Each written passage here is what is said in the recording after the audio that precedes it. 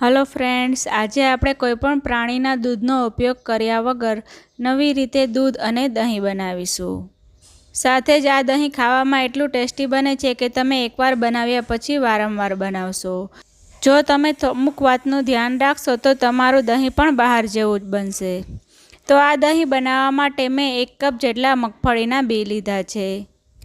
તમારી પાસે ઘરે કોઈપણ સાઇઝના કે કોઈપણ કલરના બી હોય એ 1 કપ જેટલા લઈ લેવાના છે.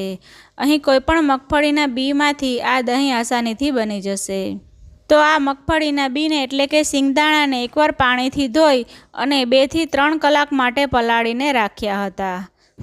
તો પલાળ્યા બાદ તમે જોઈ શકો છો કે મગફળીનો કલર હતો એ છાલનો કલર નીકળી ગયો છે અને દાણા પણ થોડા ફૂલી ગયા છે. તો આપણે આ દહીં બનાવવા માટે આ પ્રકારના બીનો ઉપયોગ કરવાનો છે. અહીં મેં આ બીનું એકવાર પાણી ચેન્જ કરી નાખ્યું છે, એટલે જે કંઈ પણ મગફળીના બીનો કલર હતો એ પાણીમાં નીકળી ગયો છે. અને આ રીતે તમે હાથની મદદથી દબાવશો તો છાલ આસાનીથી નીકળી જશે. જો તમે 2 થી 3 કલાક માટે પલાળ્યું હશે તો આ સાઇઝના થઈ જશે. તો હવે આપણે આ બીને ગ્રાઇન્ડ કરવાના છે. તો એના માટે મિક્સરનું જે મીડિયમ જાર આવે છે એ લઈ અને પાણી નિતારી અને બધા જ બી આમાં પહેલાં એડ કરી દઈશું. અત્યારે આપણે આમાં પાણી એડ કરવાની જરૂર નથી. પહેલાં એને એમણમ જ ગ્રાઇન્ડ કરી દઈશું. આપણા બી હજી ભીના છે માટે એમણમ સારી રીતે ગ્રાઇન્ડ થઈ જશે. જો તમે પાણી એડ કરી અને ગ્રાઇન્ડ કરશો તો એ અધકચરા રહેશે અને આપણું દૂધ પણ સારું નહીં બને. માટે એમાં ખાલી 1/4 કપ અથવા જરૂર પૂરતું જ પાણી એડ કરી અને પહેલાં એને પલ્સ મોડ ઉપર ચલાવી અને ગ્રાઇન્ડ કરી લેવાનું છે. તો તમે જોઈ શકો છો કે ગ્રાઇન્ડ થતાં આવી રીતની પેસ્ટ બની છે. તો હવે આપણે એમાં પાણી એડ કરવાનું છે. તો 1 કપ જેટલો આપણે મગફળીના બી લીધા હતા એની સામે આપણે 1/2 કપ જેટલું પાણી એડ કરવાનું છે. તો પહેલાં મેં અડધો કપ પાણી એડ કર્યું હતું, ત્યારબાદ 1 કપ પાણી એડ કરીને ગ્રાઇન્ડ કર્યું અને હવે ફરીથી 1 કપ જેટલું પાણી એડ કરી અને ગ્રાઇન્ડ કરી લઈશું. તો આ રીતે 3 થી 4 વાર ગ્રાઇન્ડ થઈ અને એકદમ સરસ સ્મૂથ પેસ્ટ આવી જાય ત્યારબાદ એક મોટી તપેલીમાં ઉપર સ્ટ્રેનર રાખી અને એના ઉપર એક આછું કપડું રાખી દેવાનું છે અને ત્યારબાદ જે આપણે ગ્રાઇન્ડ કરીને રાખ્યું હતું એ બધી જ પેસ્ટ આમાં એડ કરી દેવાની છે. અને ત્યારબાદ એક કપડાની મદદથી આપણે એનું બધું જ દૂધ કાઢી લેવાનું છે. તો આપણે આ રીતે દૂધ નિતારી અને દહીં બનાવશું તો મગફળીના જે જાડા કણ હશે એ દૂધમાં નહીં આવે અને આપણું દહીં પણ એકદમ સરસ સ્મૂથ બનશે. મગફળીમાં ગુડ ફેટ હોય છે જે વજન ઘટાડવામાં મદદ કરે છે અને શરીરમાં કોલેસ્ટ્રોલની માત્રા પણ સંતુલિત રાખે છે. બાળકોને સવારમાં પલાળેલી મગફળી ખવડાવવાથી તેમની યાદશક્તિમાં વધારો થાય છે. તો તમે આ રીતે મગફળી પલાળી અને એનું દહીં ખવડાવશો તો એ વધારે ફાયદો કરશે. કેમ કે પલાળેલી મગફળી બાળકો ખાતા નથી હોતા. તો આ રીતે મગફળીમાંથી આપણે એની અલગ અલગ વસ્તુ બનાવીને ખવડાવીશું તો એ આસાનીથી ખાઈ લેશે. દૂધને નિતાર્યા બાદ આ રીતની પેસ્ટ બચે છે એને ફરીથી મિક્સર જારમાં થોડું પાણી એડ કરી અને ગ્રાઇન્ડ કરી લેવાનું છે અને ફરીથી એમાંથી દૂધ અલગ કરી લેવાનું છે. અને ત્યારબાદ જે વધેલી મગફળીની પેસ્ટ છે એનો ઉપયોગ તમે ગ્રેવીને ઘટ્ટ કરવા માટે કે પછી કોઈપણ મગફળીની સ્વીટ બનાવવા માટે ઉપયોગ કરી શકો છો.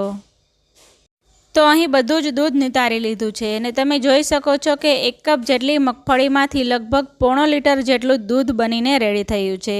આ દૂધનો ઉપયોગ કરી તમે ચા, કોફી અને કોઈપણ દૂધ કોલ્ડ કે કોઈપણ ડ્રિંક્સ બનાવી શકો છો. તમે આની કોઈપણ વસ્તુ બનાવશો તો તમને ખબર પણ નહીં પડે કે આ ડેરીનું દૂધ નથી. તો હવે આપણે આ દૂધને ગરમ કરવા માટે લઈ લઈશું. તો અહીં દૂધને ગરમ કરવા માટે આ રીતે સતત ચલાવતા રહેવાનું છે અને એમાં એક બોઇલ આવવા દેવાનો છે. આ દૂધ અત્યારે એટલું જાડું છે કે તમે બહારથી ફૂલ ફેટવાળું મિલ્ક લેતા હોય એના જેવું જ દેખાવમાં લાગશે. માટે તમે આનો ઉપયોગ કરી અને આઈસ્ક્રીમ કે રબડી કે પછી કાંઈ પણ વસ્તુ બનાવી શકો છો. પણ એકદમ સરસ ઘાટું મલાઈદાર દહીં બનાવવા માટે આપણે હજી આ દૂધને જાડું કરવાનું છે. માટે આ રીતે ચલાવતા જઈ અને આપણે એને ઉકળવા દેવાનું છે. તો અત્યારે એક બોઇલ આવી ગયો છે. હવે ગેસની ફ્લેમ સ્લો ટુ મીડિયમ કરી દેવાની છે અને ફરીથી ચલાવતા જઈ અને એને ઉકાળી લેવાનું છે. આ દૂધ એકદમ જલ્દીથી ઘાટું થઈ જાય છે. તો લગભગ 2 થી 3 મિનિટમાં જ તમે આ દૂધને આ રીતે ચલાવતા જઈને ઉકાળશો તો એકદમ સરસ ઘાટું થઈ જશે. તમારે આ દૂધને ઘાટું કરવા માટે મિલ્ક પાવડર, કોર્નફ્લોર કે પછી કોઈ પણ વસ્તુનો ઉપયોગ નથી કરવાનો. ઉકાળશો એટલે એકદમ સરસ આવું ઘાટું થઈ જશે. અને તમે આને ઉકાળ્યા વગર એમનેમ પણ એનું દહીં બનાવી શકો છો. પણ તમારે જો બેસ્ટ રિઝલ્ટ જોતું હોય તો આ રીતે 2 થી 3 મિનિટ માટે ઉકાળી અને ત્યારબાદ દહીં બનાવશો તો એકદમ સરસ દહીં બનશે. અને સાથે જ આ દહીંને જમાવવા માટે તમારે કોઈ પણ મેળવણ એડ કરવાની જરૂર નથી, પણ માત્ર એક વસ્તુ એડ કરવાથી આ દહીં સરસ જામી જશે. તો આ રીતે ચલાવતા જઈ અને ઉકાળતા લગભગ 3 મિનિટ જેવો ટાઈમ થઈ ગયો છે. તો હવે ગેસની ફ્લેમ બંધ કરી અને આ દૂધને ઠંડુ થવા દઈશું. એટલે કે જે રૂમ ટેમ્પરેચરથી થોડું ગરમ હોય ત્યાં સુધી એને ઠંડુ થવા દેવાનું છે.